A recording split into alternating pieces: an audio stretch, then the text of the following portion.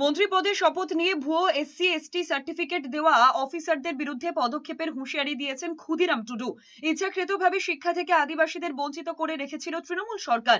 অভিযুক্ত অফিসারদের বিরুদ্ধে আইন অনুযায়ী ব্যবস্থা নেবেন বলে জানিয়েছেন তিনি। দীর্ঘ 15 বছর পর পূর্ণ মন্ত্রী পেয়েছে জঙ্গলমহল।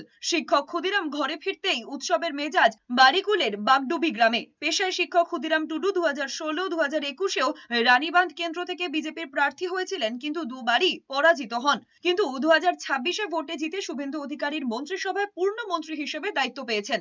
প্রথম মন্ত্রিসভা গঠন হওয়ার পর প্রথম কাজ হবে যেসব যারা ফেক এসটি সার্টিফিকেট নিয়ে যারা চাকরি করছে, যারা যেসব ছাত্রছাত্রীরা কলেজে পড়ছে, মেডিকেলে পড়ছে, সেগুলো তদন্ত করে তাদের সেই সার্টিফিকেট গুলো খারিজ করে দেওয়া হবে।